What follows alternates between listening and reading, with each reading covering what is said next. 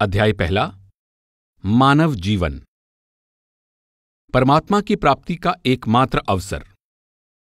संसार के सभी प्राणियों में केवल मनुष्य को ही अपने अंदर गहरी डुबकी लगाने, अपने आप की पहचान करने और फिर अपने मूल स्रोत में समा जाने का सामर्थ्य प्राप्त है।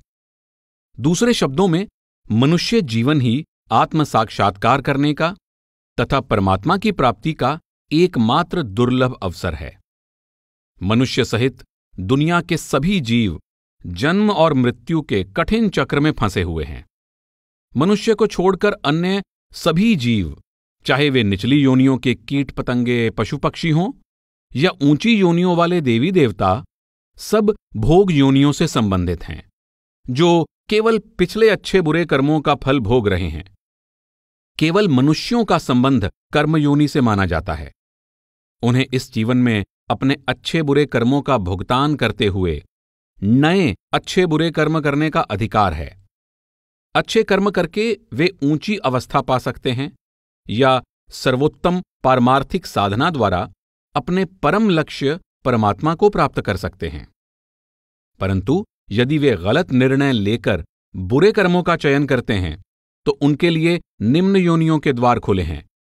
यहां तक कि वे निकृष्ट योनियों में भी जन्म ले सकते हैं। इस तरह निम्न और उच्च श्रेणी के सभी जीवों में केवल मनुष्य को ही इस संसार में अपने किए हुए कर्मों के द्वारा ऊपर या नीचे की ओर ले जाने वाले कर्मों का चयन करने का अधिकार है। गीता में समझाया गया है कि लोग मनुष्य लोक में कर्मों के अनुसार बांधने वाले, यानी कर्मानुबंधिनी गुणों के प्रभाव के अधीन और इंद्रियों के पदार्थों के प्रति अपनी प्रवृत्ति के अनुसार नीचे और ऊपर जा सकते हैं। गीता में प्रेरणा दी गई है कि हमें मनुष्य जीवन के दुर्लभ अवसर का भरपूर लाभ उठाते हुए परमात्मा से मिलने का परम उद्देश्य पूरा कर लेना चाहिए। एक बार इस उद्देश्य की प्राप्ति हो जाए तो फिर वापस नहीं आना पड़ता।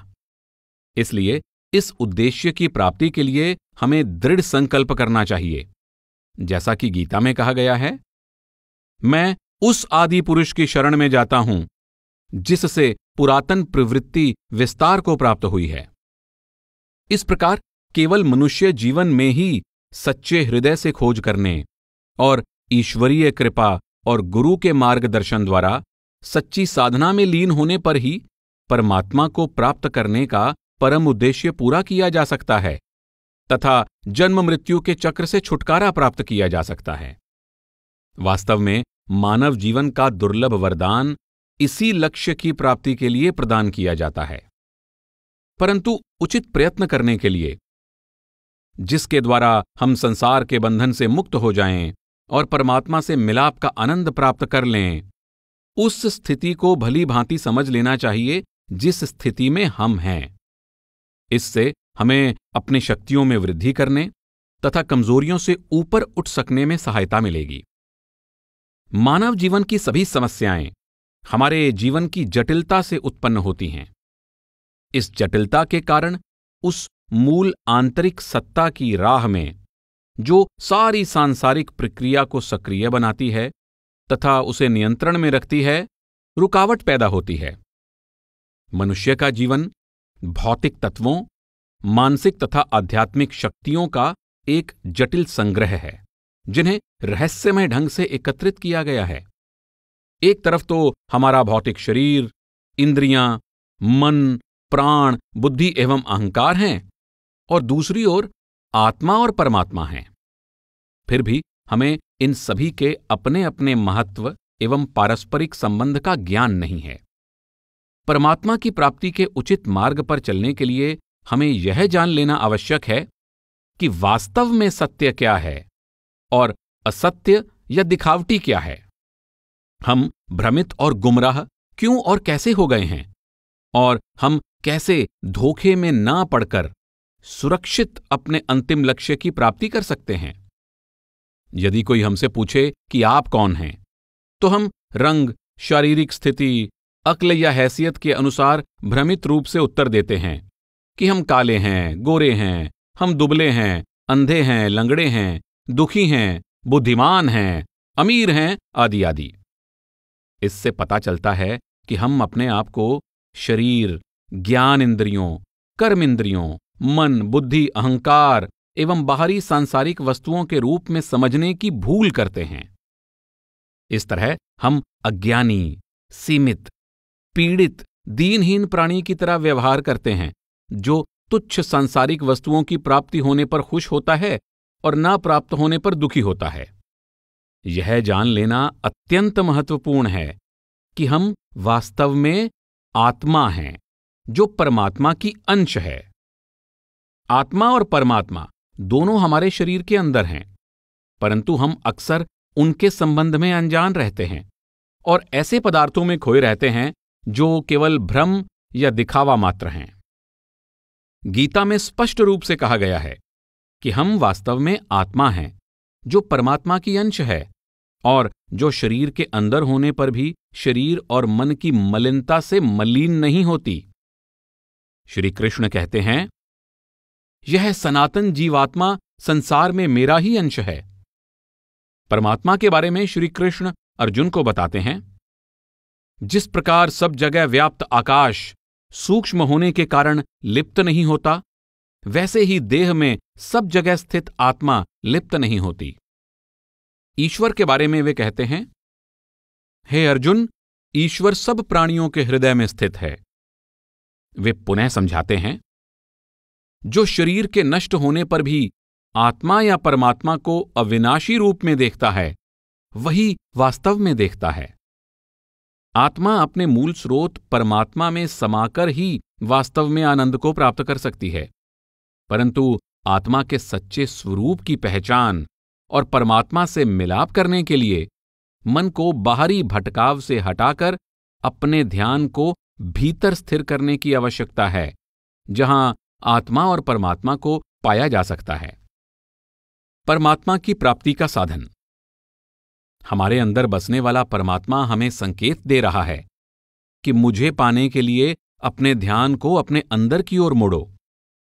अपने जीवन में और इसके इर्द गिर्द जो कुछ नजर आ रहा है, उससे हमें एक उदासी भरी क्षणभंगुरता का आभास हो रहा है, जो हमें परमात्मा की ओर प्रेरित कर रही है।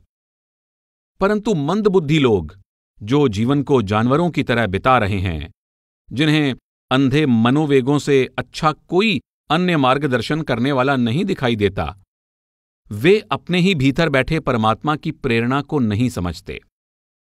केवल कोई गंभीर विचार वाला व्यक्ति ही सांसारिक संपत्ति, ऐश्वर्य और क्षणिक सुख के साधनों के खोखलेपन और खतरों से झकझोरा जाता है। उस बुद्धिमान को इन सांसारिक वस्तुओं में अपूर्णता और खोखलापन दिखाई देता है और उसके हृदय में अपने ही भीतर जाकर उस दिव्य शक्ति की खोज करने की अभिलाषा उत्पन्न होती है, जो शाश्वत आनंद और परम शांति का स्रोत है। गीता में श्री कृष्ण के इस कथन से यह भाव सुंदर रूप में प्रकट होता है। क्षणभंगुर और दुखपूर्ण संसार में आकर तुम मेरे भजन में लगे रहो।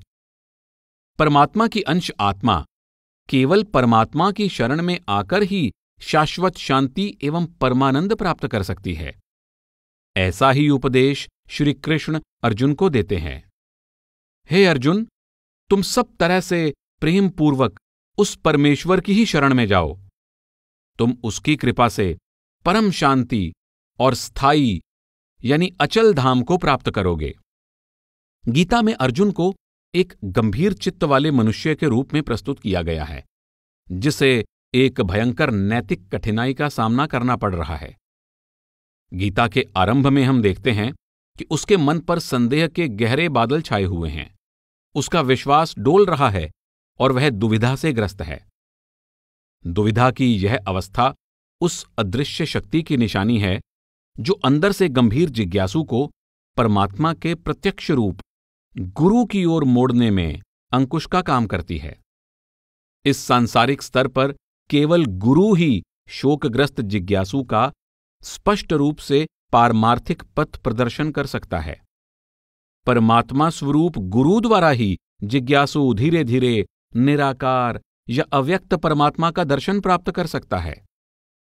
जिस तरह कोई लोहे का टुकड़ा जिस पर भारी बोझ रखा हुआ है, चुंबक के आकर्षण के बावजूद केवल जरा सा ही हिल पाता है, और जब तक उस बोझ को हटाया ना जाए वह चुंबक से मिल नहीं सकता। उसी प्रकार अपने कर्मों के भारी बोझ से बोझिल आत्मा परमात्मा के प्रत्यक्ष रूप गुरु की उपस्थिति में भी केवल मामूली सी हिल पाती है। इस आरंभिक अवस्था में यह जरूरी है कि जिज्ञासु अपने वक्त के किसी पूर्ण गुरु की शरण ले और सच्चे दिल से अपने मार्गदर्शन के लिए उनसे प्रार्थना करे। अर्जुन भी ठीक यही करता है।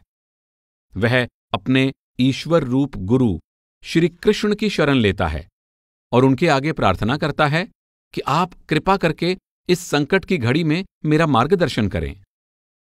कायरता रूपी दोष से नष्ट स्वभाव वाला मैं धर्म के विषय में मोहित चित्त हुआ आपसे पूछता हूं, जो साधन निश्चित रूप से कल्याणकारक हो वह मेरे लिए कहिए। मैं आपका शिष्य हूं, अपनी शरण में आए हुए को उपदेश दीजिए। अर्जुन की स्थिति मनुष्य जीवन की पूरी समस्या को उपस्थित करती है।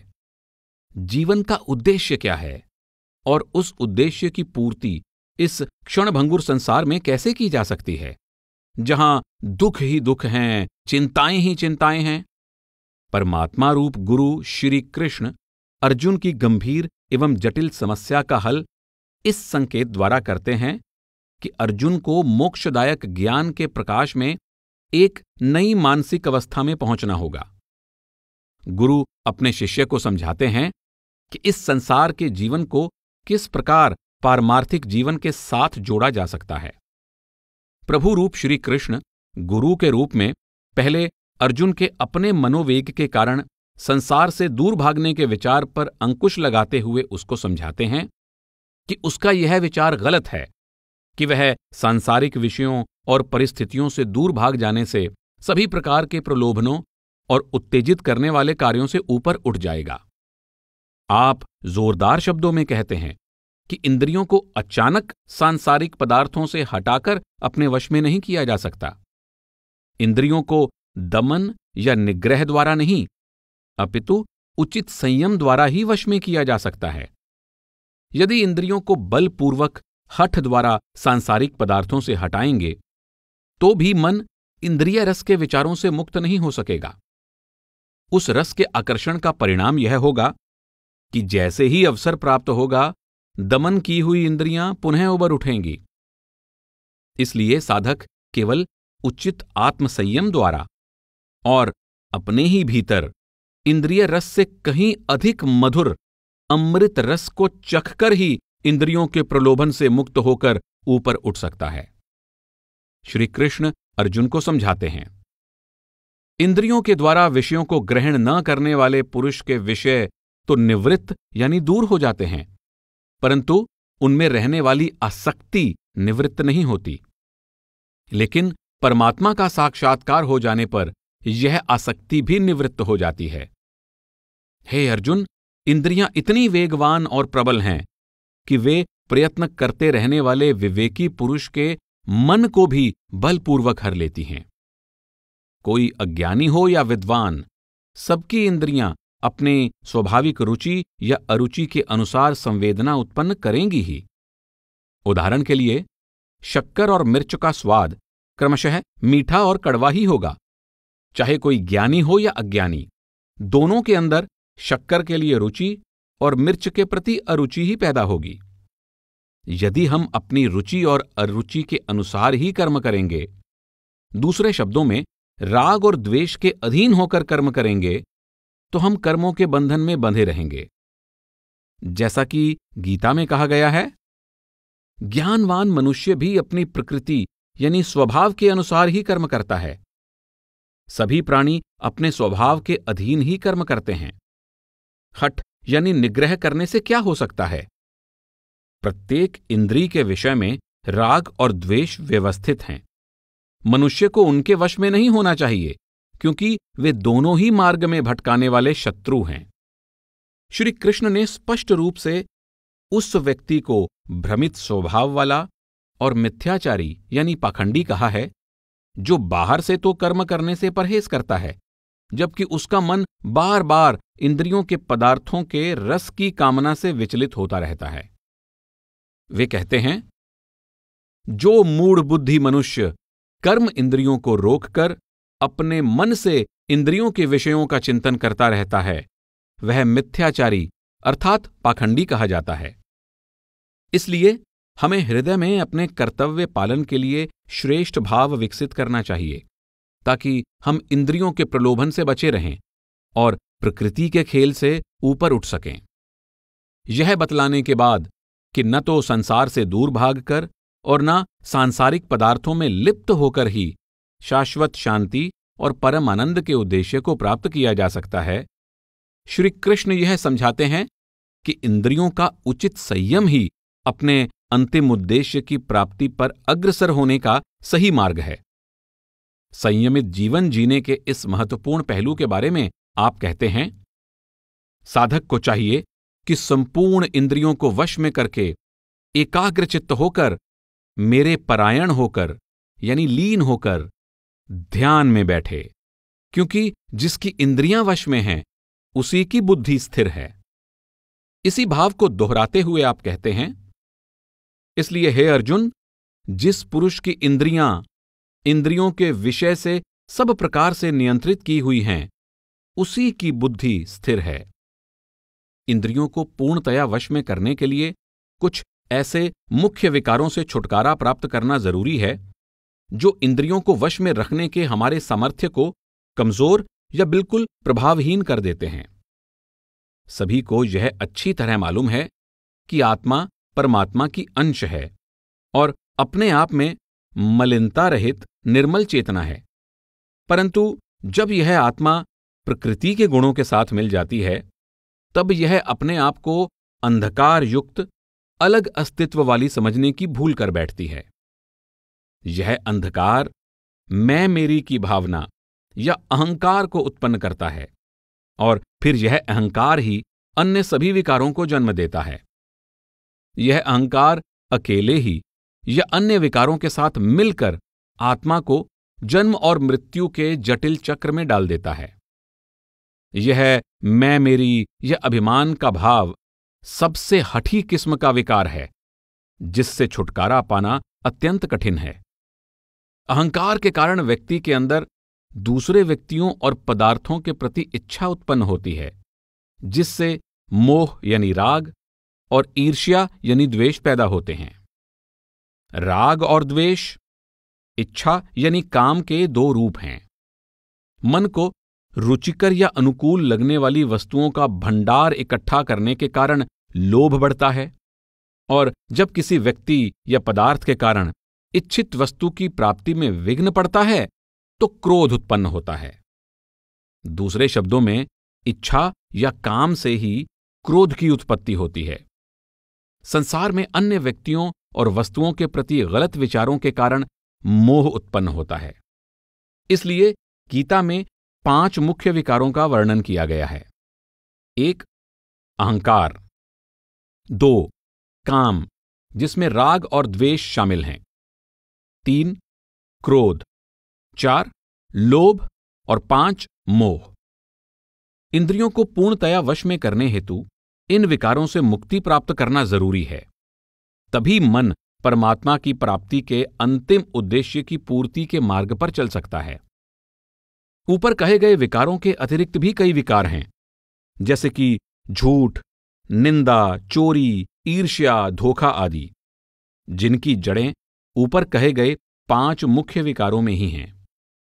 चूंकि गीता संवाद रूप में कही गई है, इसलिए इन 5 की चर्चा जहां तहां बिखरी हुई है और इनका योजनाबद्ध विस्तृत वर्णन एक ही जगह प्राप्त नहीं है। फिर भी जो कुछ कहा गया है उससे गीता का मंतव्य यानी मत स्पष्ट है। अहंकार के बारे में श्री कृष्ण अर्जुन को स्पष्ट शब्दों में समझाते हैं। संपूर्ण कर्म सब प्रकार से प्रकृति के गुणों द्वारा किए जाते हैं, परंतु जिसका अंतःकरण अहंकार से मोहित है, ऐसा अज्ञानी मैं करता हूं ऐसा मानता है। इस तरह श्री कृष्ण ने स्पष्ट कर दिया है कि आत्मा तत्व रूप में मात्र दृष्टा, साक्षी या ज्ञाता है।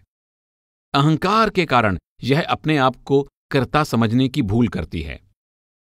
सांसारिक कार्यों के करने में काम यानी इच्छा की महत्वपूर्ण भूमिका के बारे में समझाते हुए और सभी कामनाओं यानी इच्छाओं से ऊपर उठने की आवश्यकता पर जोर देते हुए श्री कृष्ण कहते हैं, हे अर्जुन, जब व्यक्ति मन में स्थित सभी कामनाओं को त्याग देता है और आत्मा से आत्मा में ही संतुष्ट बना रहता है, उस समय वह स्थित प्रज्ञ अर्थात स्थिर बुद्धि वाला कहा जाता है। श्री कृष्ण इच्छा के दो रूपों राग और द्वेष से ऊपर उठने के बारे में कहते हैं। आत्मसंयमी साधक राग द्वेष से रहित होकर इंद्रियों द्वारा विषयों में विचरता हुआ भी आंतरिक शांति को प्राप्त होता है।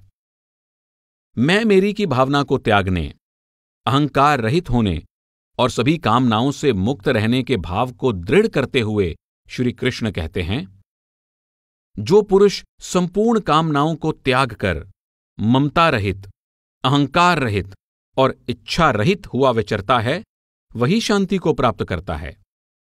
फिर यह कहा गया है कि जब कोई व्यक्ति अहंकार और बल के साथ ही काम और क्रोध से युक्त हो जाता है तो वह सबसे निम्न श्रेणी का व्यक्ति बन जाता है और उसे आसुरी योनि में ही डाला जाता है। श्री कृष्ण कहते हैं कि अहंकार, बल, काम और क्रोध से युक्त ऐसे व्यक्तियों को मैं बार बार आसुरी योनियों में ही डालता हूं। काम, क्रोध और लोभ, इन तीनों को गीता में नरक का द्वार कहा गया है। श्री कृष्ण कहते हैं, काम, क्रोध और लोभ ये तीन नरक के द्वार हैं जो आत्मा को विनष्ट कर देते हैं, इसलिए इन तीनों को त्याग देना चाहिए। आत्मा का भौतिक तत्वों से एक रूप हो जाना ही मोह के उत्पन्न होने का कारण होता है, जो मैं मेरी की भावना का मूल कारण है। इस तरह मोह और अहंकार साथ साथ चलते हैं। इसलिए यदि आत्मा के मूल स्वभाव की पहचान हो जाए तो मोह और अहंकार दोनों का लेश मात्र भी नहीं रहेगा। फिर धर्म ग्रंथों के उपदेश को सुनने की आवश्यकता नहीं रहेगी।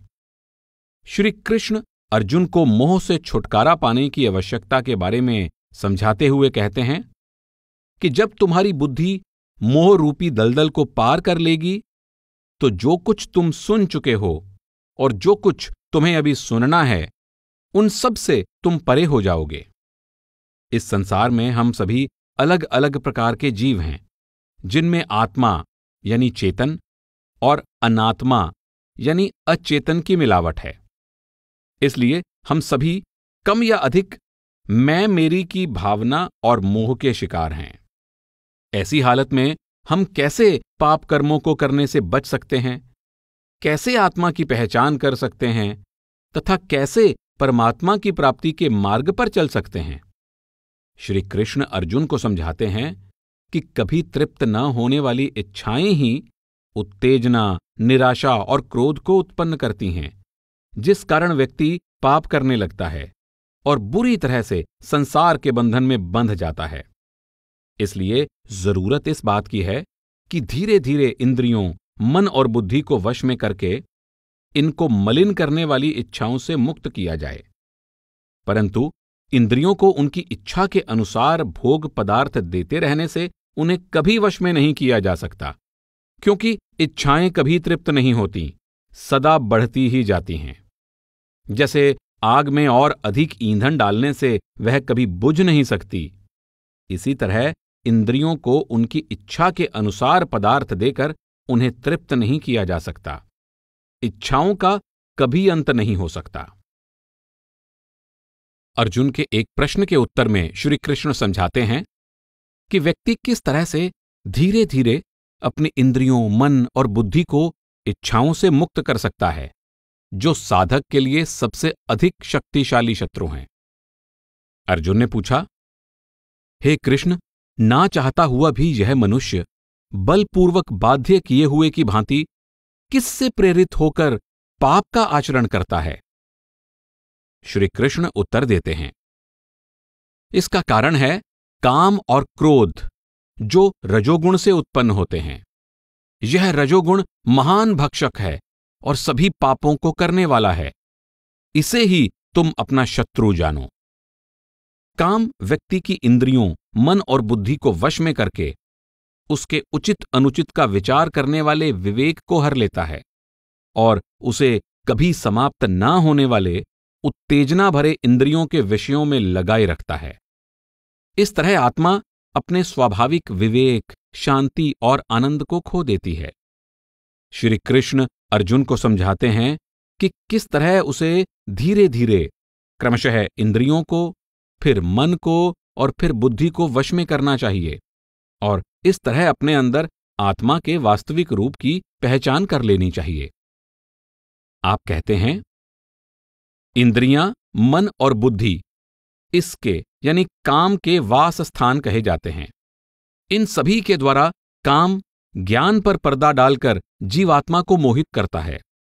इसलिए हे अर्जुन, तुम पहले इंद्रियों को वश में करके ज्ञान और विवेक का नाश करने वाले महान पापी काम को मार डालो। इंद्रियों को शरीर से सूक्ष्म कहा जाता है और मन को इंद्रियों से अधिक सूक्ष्म माना गया है।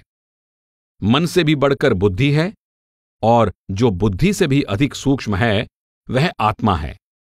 इस प्रकार अपनी आत्मा को बुद्धि से परे यानी सूक्ष्म, बलवान और ऊंची मानकर इंद्रियों से युक्त शरीर को अपनी आत्मा द्वारा वश में करके, हे महाबाहो अर्जुन, तुम इस कामरूप दुर्जय शत्रु को मार डालो।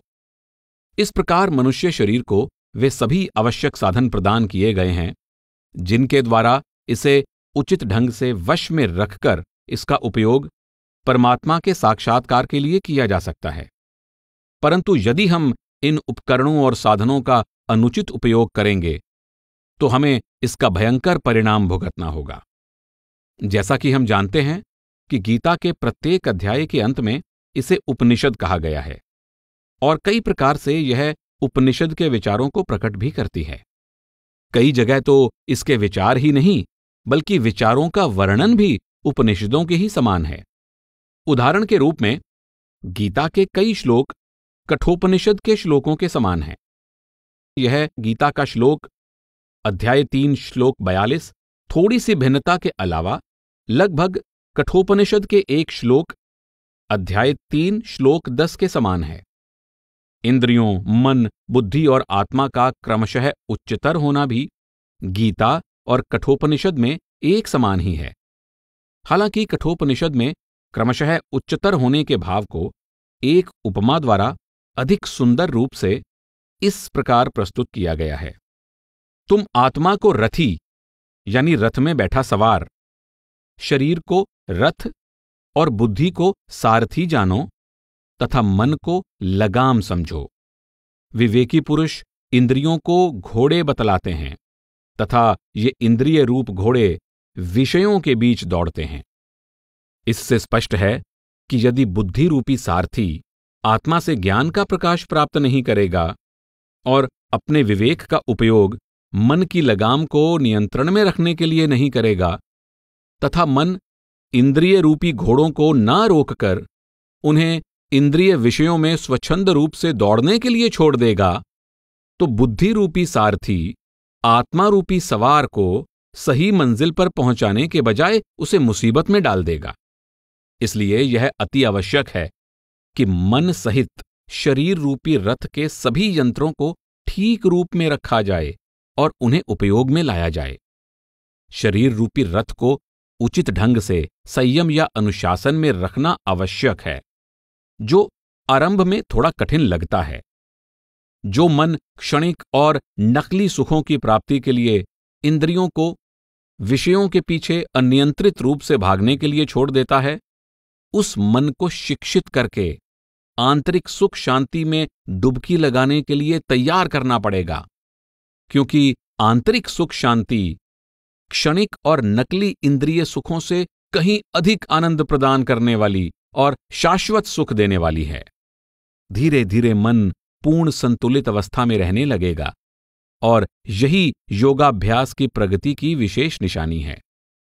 इसलिए श्री कृष्ण अर्जुन को दुख सुख, मान अपमान, हानि लाभ आदि के द्वंद्वों से ऊपर उठने और मन में सदा समत्व और संतुलन बनाए रखकर परिणाम की चिंता किए बिना अपने उचित कर्तव्य का पालन करने का उपदेश देते हैं। श्री कृष्ण कहते हैं, हे कुंती पुत्र अर्जुन, इंद्रिय और विषयों के संयोग सर्दी गर्मी सुख दुख देने वाले हैं, जो विनाशशील और अनित्य हैं। हे अर्जुन, उनको सहन करो। हे पुरुष श्रेष्ठ अर्जुन, जो दुख सुख में समान रूप से धीर बना रहता है और जो इंद्रिय और विषयों के संयोग से उत्पन्न इन विपरीत द्वंद्वों से व्याकुल नहीं होता, वह मोक्ष का अधिकारी है। सुख दुख, लाभ हानि और जय पराजय को समान समझकर युद्ध के लिए तैयार हो जाओ। इस प्रकार तुम पाप को प्राप्त नहीं होगे। हे अर्जुन, योग में स्थित रहकर सिद्धि और असिद्धि में समबुद्धि वाला होकर आसक्ति त्याग कर अपने कर्तव्य कर्मों को करो, क्योंकि बुद्धि का समत्व ही योग कहलाता है। समबुद्धि वाला पुरुष पुण्य और पाप दोनों को इसी लोक में त्याग देता है। इसलिए तुम समत्व योग में लग जाओ। यह योग ही कर्मों में कुशलता है। दुखों की प्राप्ति होने पर जिसका मन व्याकुल नहीं होता, जिसकी सुखों की प्राप्ति में इच्छा नहीं रहती, जिसके राग भय और क्रोध नष्ट हो चुके हैं, ऐसा मुनि स्थिर बुद्धि कहा जाता है। इस तरह श्री कृष्ण अर्जुन को मोह रहित भाव से, अहंकार और आशा रहित होकर तथा अपने सभी कर्म परमात्मा को अर्पित कर धर्मयुद्ध में शामिल होने का उपदेश देते हैं। वे कहते हैं, तुम अपने सभी कर्मों को मुझे अर्पित करके आशा और ममता रहित होकर परमात्मा में लीन चित्त द्वारा संताप रहित होकर युद्ध करो। समत्व और कर्म फल से निर्लिप्त रहने के भाव पर जोर देते हुए श्री कृष्ण अपने सर्वविदित निष्काम कर्म का उपदेश देते हैं। वे कहते हैं, कर्म करने मात्र पर ही तेरा अधिकार है, उसके फल पर कदापि नहीं। इसलिए तुम कर्म के फल को हेतु न बनाओ तथा तुम्हारी कर्म न करने में भी आसक्ति न हो। आरंभिक अवस्था में जब व्यक्ति इंद्रियों, मन और अहंकार के प्रभाव से पूरी तरह मुक्त नहीं होता, तब कर्मों के फल की सभी इच्छाओं का त्याग कर पाना और पूरी तरह से समबुद्धि बने रहना कठिन होता है।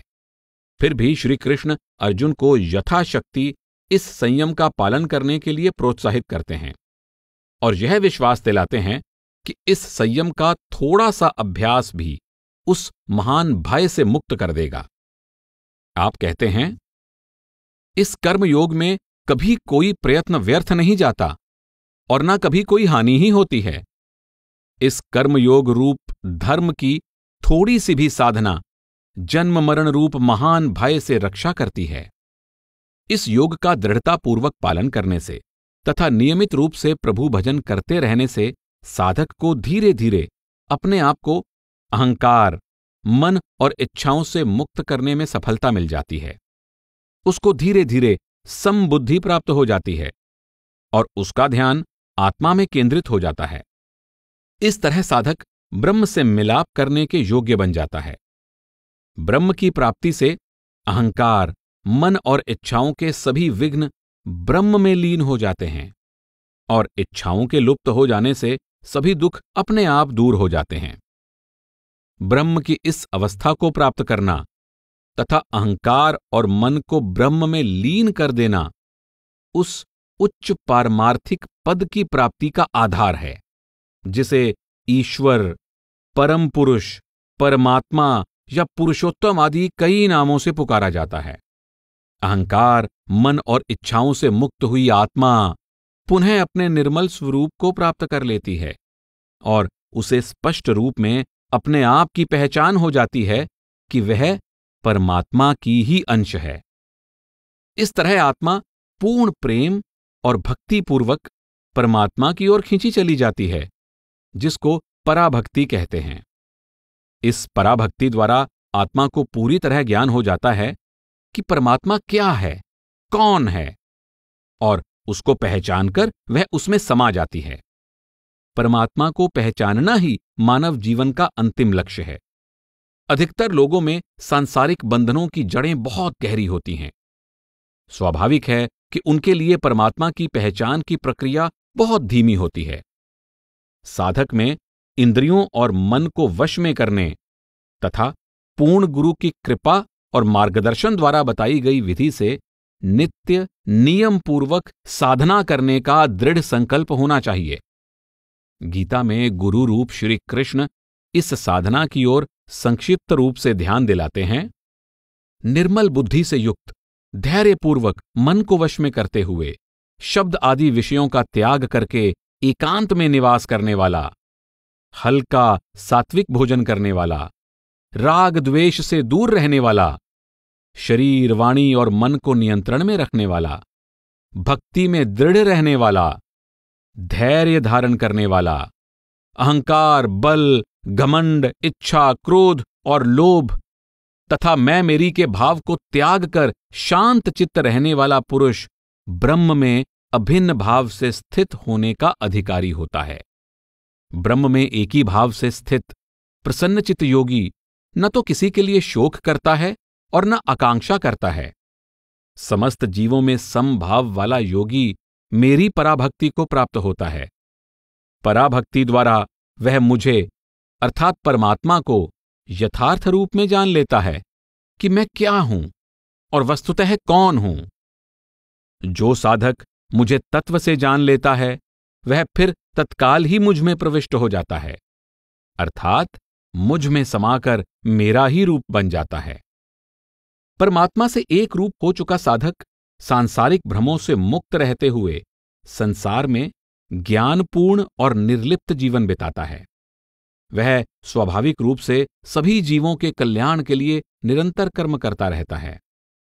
जन कल्याण और जन सेवा उसके जीवन की स्वाभाविक वृत्ति हो जाती है।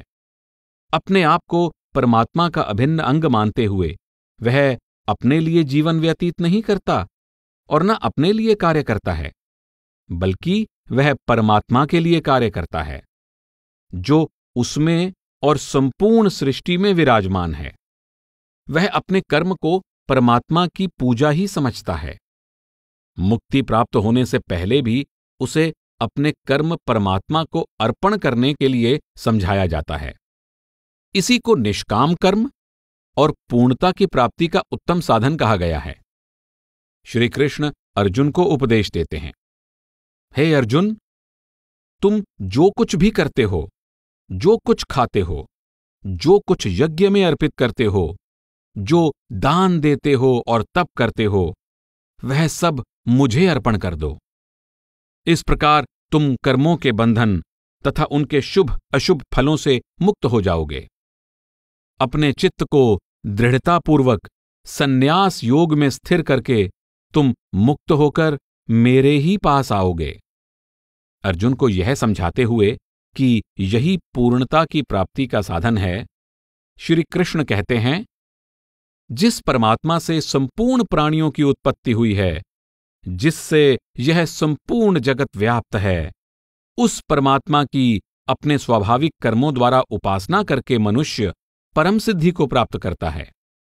जैसा कि हम जानते हैं कि शुरू में अर्जुन क्षत्रिय धर्म के अनुसार युद्ध करने के लिए पूर्णतया तैयार होकर ही युद्ध क्षेत्र में आया था, परंतु अपने सगे संबंधियों को विरोधी पक्ष की सेना में देखकर वह अचानक भौचक्का और भ्रमित हो गया और यह सोचना शुरू कर दिया कि अपने ही परिवार के लोगों का खून बहाने से अच्छा होगा कि वह सन्यासी बनकर भिक्षा के सहारे जीवन गुजारता।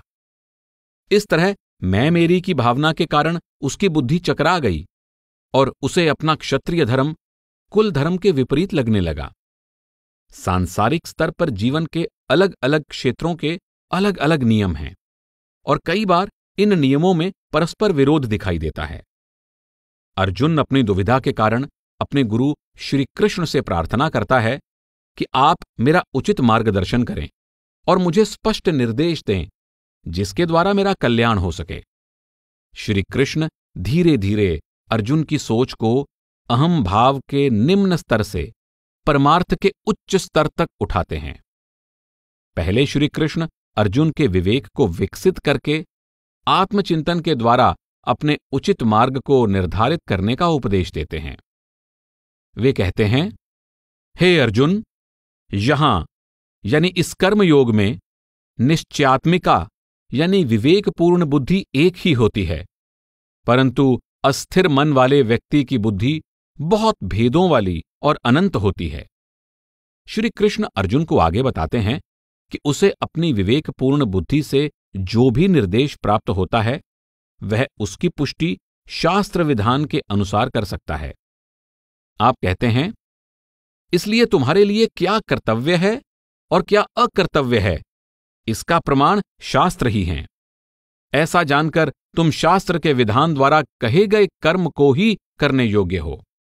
जैसा कि पहले कहा जा चुका है, स्वयं श्री कृष्ण ने अर्जुन को कर्म फल से अनासक्त रहते हुए उचित कर्म करने का उपदेश दिया है। इसे निष्काम कर्म कहा जाता है। फिर श्री कृष्ण भक्ति के दृष्टिकोण से अनासक्ति के उपदेश को दृढ़ करवाते हुए अर्जुन को उपदेश देते हैं कि उसे अपने सभी कर्मों को परमात्मा को समर्पित किया हुआ समझना चाहिए।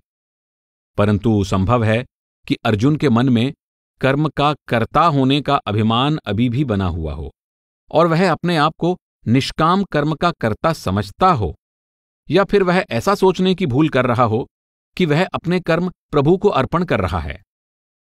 इसलिए श्री कृष्ण यह कहकर उसके कर्म के कर्ता होने का अभिमान दूर कर देते हैं कि केवल भ्रम में पड़ी हुई आत्मा ही अपने आप को कर्ता समझती है।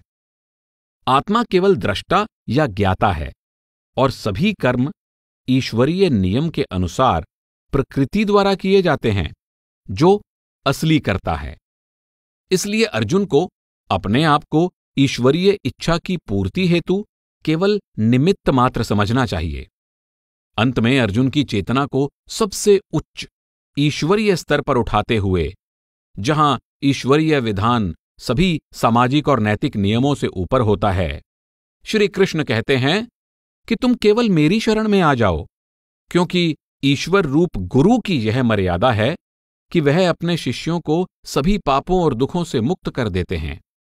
जैसा कि श्री कृष्ण कहते हैं, सभी कर्तव्यों का विचार त्याग कर तुम केवल मेरी शरण में आ जाओ, मैं तुम्हें सभी पापों से मुक्त कर दूंगा, तुम शोक मत करो। इससे स्पष्ट है कि गीता कर्म के ऐसे धर्म सिद्धांत को प्रस्तुत करती है जिसकी जड़ें प्राचीन भारतीय धर्म ग्रंथों, विशेषकर उपनिषदों में है। मनुष्य अपने किए हुए पिछले कर्म फल के अनुसार संसार में जन्म लेते हैं। यहां वे अपने आप को एक ऐसी दुनिया में पाते हैं जो कर्म भूमि है, जहां सभी कर्म करने के लिए बाध्य हैं। जरूरत केवल इस बात की है कि वे कर्म इस प्रकार से करें कि कर्म करते हुए भी वे कर्म से न बंधें। यह बात भी ध्यान देने योग्य है कि गीता के आरंभिक शब्द हैं धर्म क्षेत्रे कुरुक्षेत्रे।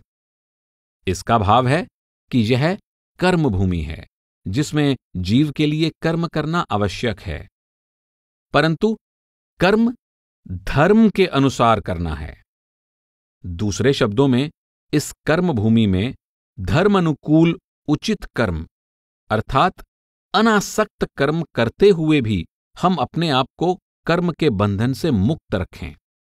अर्जुन की चेतना को एक से दूसरी उच्च अवस्था तक ऊपर उठाने के बाद श्री कृष्ण उसे ऐसा ईश्वरीय विधान प्रदान कर देते हैं जो सदा के लिए उसका कर्म बंधन से मुक्त होना सुनिश्चित कर देता है।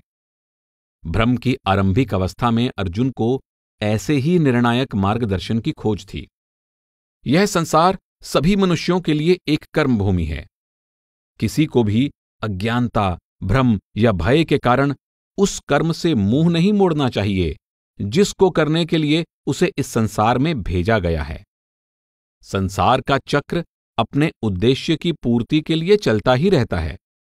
इसलिए अपनी आत्मा को कर्म बंधन से मुक्त रखने के लिए और संसार के कल्याण अर्थात लोक संग्रह के लिए कर्म करना आवश्यक है। इन दोनों उद्देश्यों की पूर्ति के लिए जीव को केवल उस एक परमात्मा की शरण लेनी चाहिए जो संपूर्ण सृष्टि का संचालन करता है। यहां उसे परमात्मा रूप गुरु की खोज करनी चाहिए। गुरु की कृपा और मार्गदर्शन द्वारा पहले अपनी आत्मा के बारे में ज्ञान प्राप्त करना चाहिए और फिर अपनी आत्मा को परमात्मा के साथ मिला देना चाहिए। उसे कर्मों के फल की इच्छा को त्याग कर अपने सभी कर्मों को परमात्मा को अर्पित कर देना चाहिए। उसे कर्ता होने के अभिमान को पूर्णतया त्याग कर जो वह है और जो करता है वह सब कुछ अनंत ज्ञान के भंडार और दया के स्वामी को भेंट के रूप में समर्पित कर देना चाहिए।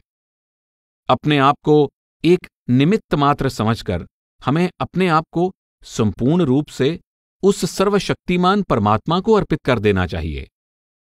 वह जैसा उचित समझे इस निमित्त का उपयोग करे। ऐसा करने में ही मनुष्य की आत्मा की परिपूर्णता है, जो वास्तव में परमात्मा की मात्र एक चिंगारी है।